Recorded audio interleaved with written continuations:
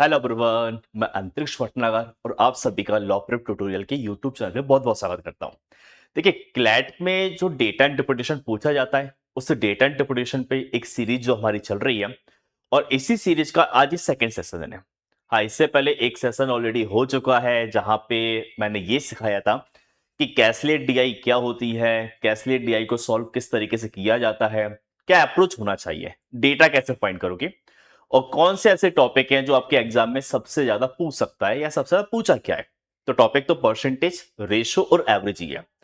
तो आज के इस सेशन में फिर से हम डेटा इंटरप्रिटेशन की ही प्रैक्टिस करेंगे और जहां पे मैं नए कंसेप्ट को समझाऊंगा, लेकिन टॉपिक मैंने परसेंटेज, रेशो और एवरेज ही लिया हुआ है क्योंकि मैं चाह रहा हूं कि यार परसेंटेज, रेशो, एवरेज ये टॉपिक कहीं ना कहीं हमारा बहुत अच्छा हो जाए क्योंकि सबसे ज्यादा क्वेश्चन एग्जाम में इन्हीं टॉपिक से पूछे जाते हैं। और मुझे लगता है कि शायद आपके टाइम पे भी क्वेश्चन जो है कहीं ना कहीं इन्हीं टॉपिक से ज्यादा देखने को मिलेगा। ठीक है ना? तो आज की इस सेशन में हम क्या क्या कवर करने वाले हैं, थोड़ा सा मैं एक हल्का सा आइडिया दे रहा हूं कि आज हम क्या क्या कवर करेंगे। देखिए, आज हम समझेंगे कि अगर किसी पैसेज में परसेंट इंक्रीज की बात कर रहा है या परसेंट डिक्रीज की बात कर रहा है या परसेंट चेंज की बात कर रहा है तो हम कैसे फाइंड कर सकते हैं। रेशियो का कंसेप्ट समझेंगे कि सर रेशियो अगर यूज हो रहा है तो रेशियो का कैसे यूज किया जाता है, या फिर सर एवरेज का कोई कंसेप्ट अगर लग रहा है तो एवरेज का कंसेप्ट भी कैसे लग रहा है। और हम ये भी समझेंगे कि अगर मान लीजिए कि सर कोई स्टेटमेंट ऐसा जो स्टेप बाय स्टेप नहीं दिया, कहीं बीच में से लिंक कर रहा है तो उसको कैसे कनेक्ट करना है। तो तीन चार चीजों को हम सीखने वाले हैं। हाँ, सेशन को लास्ट तक जरूर देखना, काफी कुछ सीखने को मिलेगा।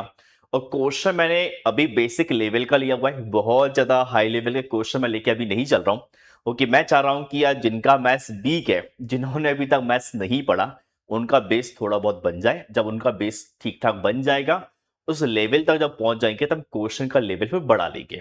ठीक है? और हाँ, आने वाले सेशन में मैं पीवाईक्यू को भी डिस्कस करूंगा, जो क्लैट 2020 से लेके क्लैट 2026 जो क्वेश्चन पूछे गए हैं उनका भी सॉल्यूशन मैं इसी सीरीज के अंदर कराऊंगा।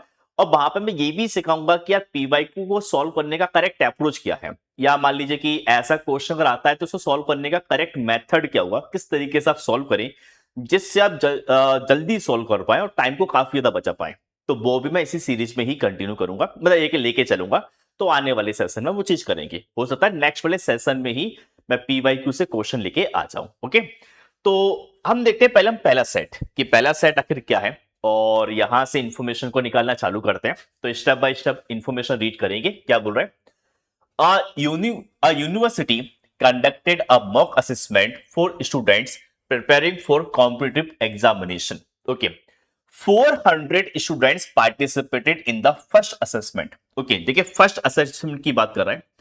सर जो पहला असेसमेंट है इसमें टोटल कितने लोगों ने पार्टिसिपेट किया? सर 400 लोगों ने पार्टिसिपेट किया हुआ है, ये लिख लिया मैंने सिंपल यहाँ पे। सर टोटल यहाँ पे 400 लोग हैं जिन्होंने क्या पार्टिसिपेट किया हुआ है। ओके, आगे बढ़ जाते हैं। फिर क्या बोल रहे हैं? Of these participants, 3/5 managed to score at least 60 marks. अब उसने कहा सर जितने लोगों ने पार्टिसिपेट किया हुआ है, तो पार्टिसिपेट 400 लोगों ने किया हुआ है, इसका 3/5, इसका 3/5 ऐसे स्टूडेंट हैं जिनके मार्क्स कम से कम 60 है। मतलब 60 तो होगा, 60 से ज्यादा भी हो सकता है। तो मैं यहां पे निकाल लेता हूं एटलीस्ट 60 कि सर ऐसे कितने स्टूडेंट हैं जिनके मार्क्स कम से कम 60 है। ठीक है, कम से कम 60 है। तो कैसा है सर, टोटल तो 400 था, इस 400 का 3/5 मुझको निकालना पड़ेगा। 400 का 3/5, देखिए अब 5 से आप इसको डिवाइड करोगे तो ये 80 आएगा और 80 इंटू 3 आप करेंगे कितना? 240 आना चाहिए। मतलब आप ऐसा कह सकते हो कि सर 240 स्टूडेंट्स ऐसे होंगे जिनके मार्क्स कम से कम 60 होना चाहिए। 240 स्टूडेंट। हाँ, बाकी जो रिमेनिंग बचा हुआ है 400 माइनस कितना? 240, जो कि 160 होगा। तो 160 स्टूडेंट ऐसे होंगे जिनके मार्क्स 60 से कम होंगे, जिनके मार्क्स 60 से क्या होगा? कम होगा। हाँ, ऐसे कोई इंफॉर्मेशन पूछेगा तो हम निकाल देंगे। बाकी कॉमन सेंस वाली बात है भाई कि 400 में से अगर यहाँ पे 240 है तो बाकी रिमेनिंग जो होंगे सर उनके मार्क्स नो डाउट 60 से कम होना चाहिए। ओके, आगे इंफॉर्मेशन देखते हैं क्या लिखा हुआ है। उससे फिर बोला following a revision program the number of students reaching this benchmark was 20% higher than, okay, 20% higher subsequent assessment मतलब अब आपसे क्या बोल रहे हैं कि सर हमने दोबारा प्रोग्राम को रिवाइज किया, तो रिवीजन करने के बाद हमने क्या देखा कि सर जो जिनके मार्क्स 60 से अबव है, मतलब एटलीस्ट 60 जो मार्क्स है, उनकी वैल्यू सर पहले से 25% ज्यादा हुआ। पहले से 25%, ठीक है ना। पहले से 25% का मतलब कैसा, 240 के रिस्पेक्ट की बात कर रहा है कि पहले से कितने थे, 240 था, अब ये 240 से ज्यादा है। वो कितना ज्यादा है सर, 25% ज्यादा है। अभी 25% किसका होगा सर, 240 का होगा। हमेशा ध्यान रखना, जैसे कहीं पे लिखा 30%, 60%, 25%, तो आपको यह समझना बहुत जरूरी है कि 30% ऑफ व्हाट किसका निकालना है, 60% ऑफ व्हाट भाई किसका फाइंड करोगे, 25% इंक्रीज हुआ है प्रीवियस के रिस्पेक्ट में। मतलब सर 25% निकालना है, पर किसका निकालना है। जहां मैंने ये समझना चालू कर दिया ना कि किसके रिस्पेक्ट में वैल्यू निकालनी है, तो काफी सारी चीजें बनने लग जाएगा। तो सर ये सर आफ्टर रिवीजन ये वाली वैल्यू कितना होना चाहिए वो हम निकाल लेते हैं। सर ये 25% बढ़ रहा है ना, तो पहले 240 का 25% निकाल लीजिए। अच्छा 25% का मतलब होता है 1/4। 25% का मतलब कितना, 1/4। और 4 से अगर आपने 240 में डिवाइड किया तो सर वैल्यू कितना, 60 आएगा। मतलब सर रिवाइज करने के बाद ये जो वैल्यू है या नंबर ऑफ स्टूडेंट जो है पहले से 60 ज्यादा हो गया। पहले से क्या हो गया, 60 ज्यादा हो गया।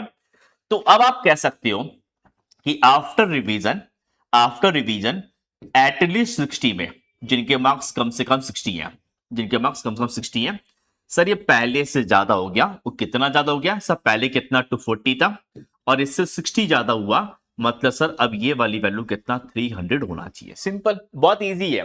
देखिए मेरे हिसाब से अगर परसेंटेज का बेसिक कंसेप्ट क्लियर है ना, तो ये क्वेश्चन काफी इजी है। हाँ ये बेसिक हम इसलिए कवर करके चल रहे हैं ताकि जिनको आइडिया नहीं है कि सब परसेंटेज का बेसिक क्या है, कैसे सॉल्व किया जाता है, तो उनको बस समझने के लिए कि सर अगर कोई ऐसा स्टेटमेंट लिखा हुआ है तो कैसे फाइंड कर सकते हैं, तो वो मेनली हमको समझना है। ओके, तो ये वैल्यू सर 300 आ चुका है। आगे देखते हैं फिर क्या लिखा है। Meanwhile the number of students scoring below 40 marks fell from 120 to 90। अब उसने क्या बोला सर कि सर ऐसे स्टूडेंट जिनके मार्क्स 40 से कम है, ऐसे स्टूडेंट जिनके मार्क्स कैसा 40 से कम है। अच्छा 40 से कम या फिर आप सर अब 40 कह सकते हो, या 40 या 40 के अब कह सकते हो, ठीक है ना। 40 से कम या 40 या 40 के अब, तो मैंने अब 40 लिखा हुआ है, लेकिन 40 वाले भी हम लिख के चलेंगे ना कि सर पहले तो ये 120 था। पहले कितना था, 120 था। पहले 120 था और 120 से कम होने के बाद अब कितना, 90 हो गया। आफ्टर रिवीजन की बात कर रहा है, आफ्टर रिवीजन कि सर रिवाइज करने से पहले तो वैल्यू 120 थी, लेकिन रिवाइज करने के बाद सर ये वैल्यू कितना, 90 हो गया। तो सर रिवाइज करने से पहले 40 या 40 के अबव कितने होंगे, रिवाइज करने से पहले 40 या 40 के अबव कितने होंगे, तो कैसे आएगा सर, टोटल की वैल्यू कितना, 400 है। 400 में से अगर ये 120 हो चुका है, इसका मतलब रिमेनिंग वैल्यू कितना, 280 आएगा। 400 में से अगर ये 120 हो चुका है तो रिमेनिंग वैल्यू कितना, 280 आएगा। सेम 400 में से अगर ये 90 है, इसका मतलब सर ये वाली वैल्यू कितना, 310 आना चाहिए। सिंपल। ओके, अब आगे बढ़ता हूं, देखते हैं क्या लिखा हुआ है। अब उसने क्या बोला, the second assessment saw 10% more participant than the first. अब देखिए उसने क्या, सेकेंड असेसमेंट हुआ। सेकेंड असेसमेंट में नंबर ऑफ स्टूडेंट्स की वैल्यू पहले से 10% ज्यादा है। पहले से क्या, 10% ज्यादा है। चलिए ठीक है, तो यहां पे सेकेंड असेसमेंट की बात कर लेते हैं। सर सेकेंड असेसमेंट में जो नंबर ऑफ स्टूडेंट्स है, जो नंबर ऑफ स्टूडेंट्स हैं सब पहले से 10% ज्यादा है। पहले से क्या, 10% ज्यादा है। सब पहले कितना था, 400 था। अब इससे क्या, 10% ज्यादा, तो 400 का 10% निकालना होगा। और अगर मैं 400 का 10% निकालता हूं, मैंने क्या बोला, अगर मैं 400 का 10% अगर निकालूंगा तो सर ये वैल्यू कितना, 40 आएगा। मतलब सर ये वैल्यू कितना, 40 बढ़ जाएगा। और बढ़ने के बाद अब ये स्टूडेंट कितने, 440 होना चाहिए। कितने, 440 बनेगा, ऐसे कुछ आएगा।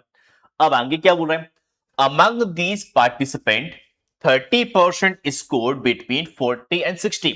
अब क्या बोल रहा है, सेकेंड असेसमेंट में जितने पार्टिसिपेंट है जितना ही पार्टिसिपेंट है इसका 30%। सर इसके 30% लोग ऐसे हैं जिनके मार्क्स 40 और 60 के बीच में है। क्या 40 और 60 के बीच में है? Between 40 and 60। ठीक है, 40 और 60 के बीच में कितने लोग हैं? तो सर इसका 30% फाइंड करना होगा, इसका 30%। तो 440 का हम 30% निकाल लेते हैं। अच्छा, 440 का अगर मैं 30% निकालूंगा तो ये वाली वैल्यू कितना 132 यहाँ पे आना चाहिए। तो देखिए ये इंफॉर्मेशन आ चुका है। जो पैराग्राफ है हमको दिया था, हमने क्या किया sir, simple step by step हमने पढ़ा। स्टेप बाय स्टेप पढ़ने के बाद वहां से इंफॉर्मेशन हमने फाइंड किया। तो कुछ इस तरीके से डेटा यहाँ पे फाइंड हुआ है कि फर्स्ट असेसमेंट में क्या क्या वैल्यू निकला, फिर सेकंड असेसमेंट में क्या बता रहा है। बिलो 40 में पहले 120 था और फिर कितना 90 हुआ। उसके बाद सर अगर बिलो 40 में अगर 120 है तो ऐसे लोग जिनके मार्क्स 40 या 40 के अबव है, तो वो वैल्यू हमने यहाँ पे फाइंड किया। मतलब पैराग्राफ से केवल इतना ही इंफॉर्मेशन मिल रहा है। अगर ये इंफॉर्मेशन या डेटा में हम फाइंड कर लेते हैं तो नो डाउट कहीं ना कहीं क्वेश्चन बन जाएंगे। तो चलिए क्वेश्चन की तरफ आते हैं, देखते हैं क्वेश्चन क्या क्या है और क्या क्या आंसर बन सकता है, वो हम चेक कर लेते हैं एक बार। जैसे पहले क्वेश्चन में क्या लिखा है, the number of students who reached the 60 mark benchmark in the first assessment. सब पहले वाले असेसमेंट में ऐसे कितने लोग हैं जिनके मार्क्स 60 थे। ठीक है, 60 मार्क तक जो पहुंचा, तो 60 मार्क तक सब पहले जो लोग पहुंचे हैं वो कितना 240 है। तो मैं आंसर कर सकता हूं कि सर यहां वैल्यू कितना 240 आना चाहिए था। मतलब सेकंड ऑप्शन मिल जाएगा, ऑप्शन बी आ रहा है। सेम आता है सेकंड क्वेश्चन की तरफ। इसमें क्या लिखा हुआ है, the second assessment had how many participant. Sir second assessment में कितने पार्टिसिपेंट है? सर सेकंड असेसमेंट में जो पार्टिसिपेंट है सब पहले से 10% ज्यादा था। पहले 400 था, उसको 10% बढ़ाने के बाद सर जो पार्टिसिपेंट निकला था कितना 440 था। तो आंसर कितना 440 है, मतलब ऑप्शन नंबर सी। देखिए मतलब कहने का मतलब मेरा ये है कि अगर मैं कैलकुलेट को सॉल्व कर लेता हूं तो बहुत बार ऐसा होगा जहां पे क्वेश्चन जो है वो डायरेक्ट इंफॉर्मेशन से होंगे। मतलब मुझे कोई एक्स्ट्रा कैलकुलेशन नहीं करना पड़ेगा। मतलब जो डेटा हमने फाइंड किया है ना, बहुत बार क्वेश्चन डायरेक्ट वहीं से आते हैं। तो अगर डेटा भी फाइंड कर लोगे ना तो बहुत सारे क्वेश्चन इजीली सॉल्व हो जाएंगे। अब आते हैं क्वेश्चन नंबर थर्ड की तरफ। क्या लिखा है इसमें, the increase in the number of students reaching the 60 mark bench mark was. कितना इंक्रीज हुआ? देखिए पहले कितने थे सर, 240 था, बाद में कितना 300 हो गया। पहले कितना 240 था, बाद में कितना 300 हो गया। मतलब सर ये इंक्रीज हुआ है कितना सर, 60 इंक्रीज हुआ है। कितना 60 इंक्रीज हुआ है, मतलब आंसर क्या आ गया, ऑप्शन बी आ गया। सिंपल, बहुत इजी है, 60 है ना, ऑप्शन बी आ गया। अब आते हैं फोर्थ की तरफ। क्या लिखा है इसमें, how many participant in the second assessment scored between 40 and 60। Second assessment में सर 40 और 60 के बीच स्कोर करने वाले कितने पार्टिसिपेंट हैं? तो सेकेंड असेसमेंट में 40 और 60 के बीच में जो स्कोर करने वाले पार्टिसिपेंट है सब 132 है, जो कि आंसर बन जाएगा ऑप्शन नंबर क्या, सी। करेक्ट आंसर ऑप्शन सी यहां पे आना चाहिए था।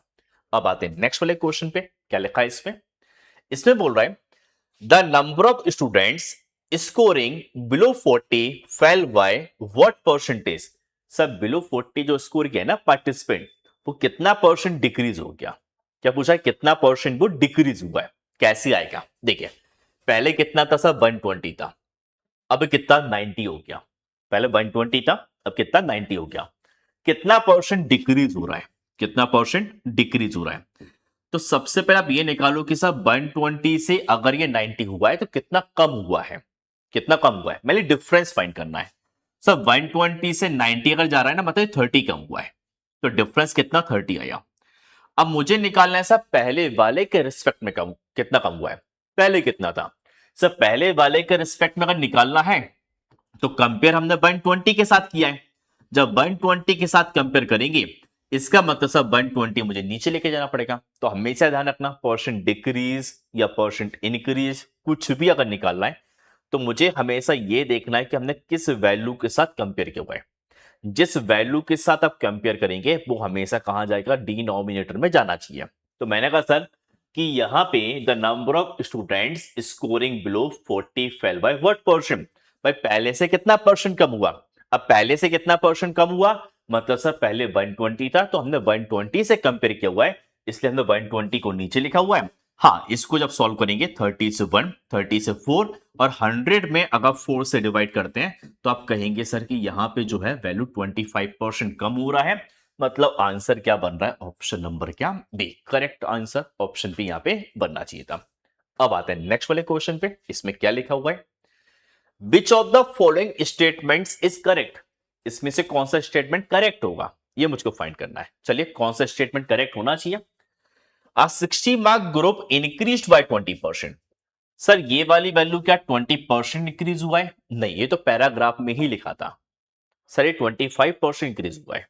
ये कैसा 25% इंक्रीज हुआ है, 20% इंक्रीज नहीं हुआ। ये तो पैराग्राफ से ही पता चल रहा है कि ये आंसर नहीं हो सकता है, गलत आंसर आ रहा है। पार्टिसिपेंट इंक्रीज बाय 25% सब पार्टिसिपेंट 25% इंक्रीज हुआ है? नहीं, पैराग्राफ में लिखा था सब पार्टिसिपेंट जो है पहले से 10% इंक्रीज हुआ है। पहले से क्या 10% इंक्रीज हुआ है, मतलब सर स्टेटमेंट बी भी जो है वो गलत है, ये भी गलत है। अब आते हैं थर्ड वाले पे। Below 40 group decreased bye 25%। अब देखो, बिलो 40 वाला जो ग्रुप है तो पहले से 25% कम हुआ है। हाँ, ये स्टेटमेंट सही है। कैसे पता चला? अभी हमने फाइंड किया था इस वाले क्वेश्चन में। क्वेश्चन 5th में हमने ये फाइंड किया था कि बिलो 40 वाला ग्रुप जो है कितना परसेंट डिक्रीज हुआ है? सब 25% डिक्रीज हुआ है। कितना? 25% डिक्रीज हुआ है। और ये भी 25% ही बोल रहा है। मतलब कह सकते हो कि सर स्टेटमेंट सी यहां पे बिल्कुल सही है। करेक्ट आंसर स्टेटमेंट सी आना चाहिए। ठीक है ना? देखिए, पहला सेट काफी इजी था। नॉर्मल हमने परसेंटेज का यूज किया हुआ है, परसेंटेज की बेसिक एप्लीकेशन। और बेसिक एप्लीकेशन अगर मुझको पता है तो नो डाउट इस टाइप का डीआई अगर एग्जाम में आता है या मॉक में आता है तो हम इजीली सॉल्व कर पाएंगे। और देखिए, अगर हम बात करें तो डिफिकल्ट जो डीआई होती है, कंसेप्ट वहां भी यही सब होते हैं। बस वहां पे क्या होता है, स्टेटमेंट थोड़े ज्यादा हो जाते हैं, थोड़ा लिंक ज्यादा कर देता है एक स्टेटमेंट को दूसरे स्टेटमेंट के साथ, वैल्यू थोड़ी ज्यादा फाइंड करनी पड़ जाती है। तो अगर डिफिकल्ट भी है ना तो कंसेप्ट में चेंज नहीं होंगे। अगर 30% किसी का निकालना है तो चाहे वो इजी हो चाहे डिफिकल्ट हो, निकालने का मेथड सेम ही होगा। तो ये धीरे धीरे करके कंसेप्ट को बनाने हैं ताकि एक अच्छे लेवल की डीआई भी हमारे सामने आए तो वो उससे बन जाए, परेशानी ना आए, है ना। चलो, अब आते हैं भाई सेकंड वाले सेट पे। और ये जो डीआई है मेनली यहाँ पे हम इनकम, एक्सपेंडिचर और सेविंग इनकी बात कर रहे हैं। क्योंकि इनकम और एक्सपेंडिचर पर बेस एक पैराग्राफ आई थिंक 2021 में शायद ऐसा कुछ आ चुका है। ठीक है, वहां पे इनकम दिया था, कितना कितना स्पेंड कर रहा है, वो इंफॉर्मेशन वगैरह लिया हुआ था। तो इनकम एक्सपेंडिचर पे हम डीआई को देखते हैं। और हाँ, इसमें एक इंफॉर्मेशन जो मुझको पता होना चाहिए वो क्या, कि sir income minus expenditure, income minus क्या एक्सपेंडिचर इक्वल टू क्या होता है? सेविंग होता है। ये बस पता होना चाहिए कि आप इनकम में से अगर एक्सपेंडिचर को माइनस करेंगे तो आपको क्या सेविंग मिलेगा। ठीक है ना? अब आगे बढ़ता हूं, देखते हैं क्या क्या इंफॉर्मेशन लिखा हुआ है, वो चेक कर लेते हैं। देखो, यहां पर अगर हम क्वेश्चन को रीड करें तो क्या बोल रहा है? A survey compares the monthly finances of 4 families P Q R and S. तो मैंने पी क्यू आर एस यहां पे लिख लिया। The average monthly income of the 4 families is 60,000। देखिए, चारों को मिला के एवरेज 60,000 है, चारों का एवरेज। तो मुझको फाइंड करना पड़ेगा सर चारों को मिला के टोटल इनकम कितना हुआ। क्या निकालना पड़ेगा? टोटल। टोटल का फॉर्मूला क्या होता है सर? टोटल का फॉर्मूला होता है एवरेज और इनटू में क्या, नंबर ऑफ वैल्यू। अगर मुझको एवरेज पता है और कितनी वैल्यू से अगर मुझको ये पता है तो दोनों का मल्टीप्लाई करके टोटल वैल्यू आ सकती है। सर चारों का एवरेज कितना? 60,000 है। कितना? 60,000 है। कितनी फैमिली सर? 4 फैमिलीज है। अगर आप 4 से मल्टीप्लाई करते हो, इसका मतलब मैं लिख सकता हूं कि सर चारों फैमिलीज को मिला के टोटल जो इनकम आ रहा है, टोटल इनकम कितना? 2 लाख कितना? 40,000 है। 2 लाख कितना? 40,000। ये कुछ वैल्यू यहां पे बनना चाहिए। ठीक है ना? फिर आगे क्या लिखा हुआ है? उसने फिर बोला फैमिली पी अर्न 54,000। सर जो फैमिली पी है ना, और ये 54,000 अर्न करती है। चलिए, तो फैमिली पी का जो इनकम है वो 54,000 है, ये लिख दिया मैंने यहाँ पे। कितना? 54,000। सिंपल।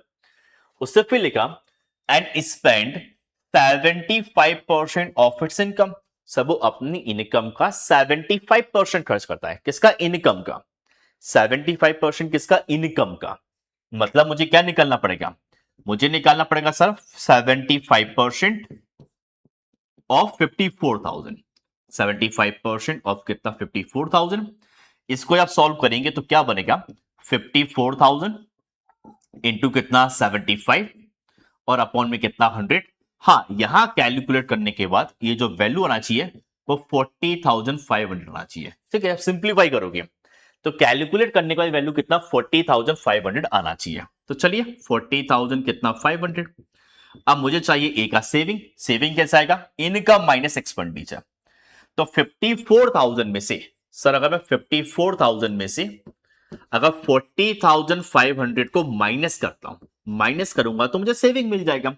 तो माइनस करने के बाद सर इसका सेविंग कितना? 13,500 आना चाहिए। तो वैल्यू लिख देते हैं आप, ये 135 कितना? 00। उम्मीद करता हूं कि जितना मैंने अभी तक सॉल्व किया समझ में आया हुआ। बहुत बेसिक था। पहले सर मुझको चारों फैमिली का एवरेज इनकम पता है जो कि 60,000 था। तो मैंने कहा चारों फैमिली को मिला के टोटल इनकम फाइंड कर लेते हैं।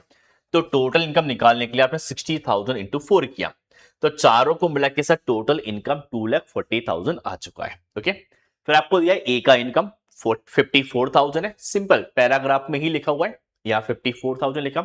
फिर लिखा सर पी पी अपनी इनकम का 75% खर्च करता है। इनकम का मतलब 54,000 का। सब 54,000 का 75% निकाला, कितना वैल्यू आया? 40,500। ये उसका एक्सपेंडिचर निकल रहा है। सेविंग निकालना है तो अपने इनकम में से एक्सपेंडिचर को माइनस किया तो पी का सेविंग आ गया। तो तीनों वैल्यू यहां पे आ चुकी है। अब देखते हैं आगे क्या लिखा हुआ है। उसने फिर बोला family Q earn 20% more than P. Sir Q की जो इनकम है वो पी से 20% ज्यादा है। यहां पे क्या बोला सर? पी क्यू की जो इनकम है, क्यू की इनकम पी से 20% ज्यादा है। अब देखो हम ऐसा कर सकते हैं सर, 54,000 का 20% निकाल दें और 20% निकाल के हम डायरेक्ट प्लस कर दें। हम ऐसा कर सकते हैं, लेकिन ये तो अब काफी लोगों को समझ में आ चुका होगा। प्रीवियस सेशन में भी हमने यही किया था, इससे पहले वाले सेट में भी हमने यही किया था। अब थोड़ा डायरेक्ट समझो कि डायरेक्ट आप कैसे निकालोगे। सिंपल है सर, पी का इनकम 54,000 है, 54,000 है सर। क्यू पी से 20% ज्यादा है, 20% ज्यादा है। अगर 20% मोर बोल रहा है ना तो 100% में ऐड करो। 100 प्लस 20 मतलब 120%। अगर मोर बोल रहा है, अगर लेस बोलता तो 100 माइनस 20 तो मैं 80% फाइंड करता। हालफा मोर बोल रहा है तो 120% निकालोगे। तो 54,000 का 120%। अच्छा, 54,000 का अब 120% आप फाइंड करेंगे तो कैलकुलेट करने के बाद ये जो वैल्यू है कितना आएगा सर? 64800। 64800 ये वैल्यू यहां पे आना चाहिए। चलिए तो इसको लिख देते हैं हम लोग यहाँ पे कि सर यहां जो वैल्यू आ रहा है ये कितना रहा है? 64800। ये मेरे पास में क्यू की इनकम आ चुकी है जो कि पी से कितना? 20% क्या ज्यादा है। आगे देखते हैं क्या लिखा हुआ है। While its expenditure were a ratio of 5:8 to its income. अच्छा, इस लाइन का मतलब समझना, ये काफी लोग कंफ्यूज कर सकता है। ये मुझे रेशो दिया है, किसका? एक्सपेंडिचर और इनकम का। ये रेशो जो दिया है ना मुझे, ये किसका दिया सर? एक्सपेंडिचर और क्या? इनकम का। और रेशो कितना दिया सर? 5:8 लिखा हुआ है। ये क्यू की बात कर रहा है कि क्यू का एक्सपेंडिचर और क्यू की इनकम, उसका रेशो कितना? 5:8 है। अब देखो, मुझे एक्सपेंडिचर तो नहीं पता है, लेकिन मुझको क्या पता है? इनकम पता है। तो 64800 इक्वल टू कितना? 5 अपॉन कितना? 8। और अगर मुझको यहां से एक्सपेंडिचर अगर निकालना है तो एक्सपेंडिचर कैसे निकलेगा? सिंपल क्रॉस मल्टीप्लाई कर दो। क्रॉस मल्टीप्लाई 64800 और इसका 5 अपॉन कितना? 8 आप करेंगे तो सॉल्व करने के बाद सर वैल्यू कितना? 40,500 ही आएगा। कितना? 40,000 कितना? 500। तो सर मुझे क्यू का एक्सपेंडिचर मिल चुका, वो भी 40500 ही आ रहा है। ठीक है, ऐसी कुछ वैल्यू आएगा। अब सिंपल है सर, मुझे सेविंग निकालनी है तो यहां से आप माइनस कर लेते हैं, इनकम माइनस एक्सपेंडिचर। तो वैल्यू कितना आएगा सर? 24300। ये कुछ मेरे पास में क्यू का सेविंग आना चाहिए। अब आगे बढ़ते हैं, फिर क्या लिखा हुआ है। उससे फिर बोला फैमिली आर अर्न 72,000। ठीक है, सब फैमिली आर की जो इनकम है ना वो कितना? 72,000 है। ये लिख दिया मैंने यहाँ पे 72,000। सिंपल। And spends ₹54,000। ठीक है सर, आर जो है ना अपनी इनकम का 54,000 स्पेंड करता है, मतलब खर्च करता है। फिर क्या लिखा हुआ है? अच्छा, सेविंग भी फाइंड कर सकते हैं, इनकम माइनस एक्सपेंडिचर कर दीजिए। तो 72 में से अगर 54 को माइनस करेंगे सर, यहाँ पे सेविंग जो है ना कितना 18,000 आएगा। कितना 18,000, सिंपल। ठीक है ना। देखिए बहुत इजी है, बहुत आसान है। पहले हमने पी की इंफॉर्मेशन फाइंड किया, देन हमने क्यू निकाला। सर क्यू की जो इनकम था, क्यू की इनकम पी से 20% ज्यादा था, तो आपने 120% फाइंड किया। तो सर क्यू की इनकम आ चुकी है 64800। ठीक है ना। देन हमने सर इनकम माइनस एक्सपेंडिचर किया तो सेविंग आ गया। फिर आर की इंफॉर्मेशन लिखा है, इनकम एक्सपेंडिचर माइनस किया, सेविंग आ गया। ठीक है ना। अब आते हैं एस की इनकम। तो देखो एस तो सिंपल है, एस अगर निकालना है तो टोटल इनकम में से पी क्यू आर को माइनस कर दो। टोटल इनकम में से बस पी क्यू आर को माइनस करेंगे तो माइनस करने का वैल्यू कितना 49200 आना चाहिए। ये कुछ आएगा इस तरीके से। ठीक है ना। देन इसके बाद में क्या लिखा हुआ है कि यहाँ पे एस एस अपनी इनकम का 80% खर्च करता है। अब एस अगर अपनी इनकम का 80% खर्च करता है तो 49200 का 80% निकालोगे तो 80% कितना 39360, ऐसा हो जाना चाहिए 39360। ठीक है ना। और सिंपल है, अब माइनस करोगे तो सेविंग मिल जाएगा, माइनस करके सेविंग आ जाएगा। तो 49200 माइनस कितना 39360, यानी कितना 9840। कितना 9840। तो ये इंफॉर्मेशन आ चुकी है, ये टेबल कंप्लीट हो चुका है। अब आते हैं क्वेश्चन की तरफ। ठीक है ना। क्वेश्चन इजी है। जैसे लिखा है सर क्योंकि मंथली इनकम, क्योंकि मंथली इनकम कितना है 64800 है, मतलब आंसर ऑप्शन क्या बी बन जाएगा। ठीक है। अब आते हैं सर सेकंड पे, पी कितना सेव करता है। सब पी का सेविंग निकालना है 13,500। 13,500 मतलब ऑप्शन क्या सी आ गया। ठीक है ना। इसके बाद में थर्ड क्वेश्चन पे आते हैं, family Q expenditure can be expresses. ठीक है, क्यू का एक्सपेंडिचर निकालना है। सर क्यू का एक्सपेंडिचर कितना है 40500, जो कि ऑप्शन क्या बी आना चाहिए। ठीक है ना। इसके बाद में what is the monthly saving of R. Sir R की सेविंग कितनी है, मतलब 18,000 है, जो कि ऑप्शन क्या बी आना चाहिए। इसके बाद में नेक्स्ट क्वेश्चन क्या लिखा है, what is the monthly income of S. S की मंथली इनकम क्या है। सर एस की मंथली इनकम कितना 49200 है, ये आंसर बनना चाहिए था ऑप्शन बी। इसके बाद में नेक्स्ट क्वेश्चन और क्या लिखा हुआ है। सर नेक्स्ट क्वेश्चन लिखा हुआ है, family S save what percentage of its monthly income. S अपनी इनकम, एस जो है एस की सेविंग उसकी इनकम का कितना परसेंट है, ये मुझको फाइंड करना है। तो भाई इस क्वेश्चन का आंसर आप चैट बॉक्स में बताओगे, कमेंट बॉक्स में किसका आंसर क्या बनना चाहिए। इसका आंसर मुझे कमेंट बॉक्स में चाहिए कि ऑप्शन ए आएगा, बी आएगा, सी आएगा या फिर क्या डी आएगा, करेक्ट आंसर क्या बनना चाहिए। ठीक है। सेम आप इस क्वेश्चन का भी आंसर करोगे, क्वेश्चन नंबर 6, क्वेश्चन 7, कि इन दोनों के आंसर क्या क्या बनना चाहिए। ध्यान रखना 6 का आंसर चाहिए, 7 का आंसर चाहिए, ये आंसर आप कमेंट बॉक्स में मुझे बताएंगे। ठीक है ना। और ध्यान रखना कि कोशिश करना कि डीआई का डेली बेसिस पे आप प्रैक्टिस करें, जितना ज्यादा प्रैक्टिस करोगे उतने ज्यादा क्वेश्चन आपसे बन जाएंगे। तो लगातार प्रैक्टिस करते रहना, percentage ratio average in topic पे कमांड करते रहना। ठीक है। बाकी मिलेंगे नेक्स्ट वाले सेशन में, तब तक के लिए bye bye, take care, thank you, all the best.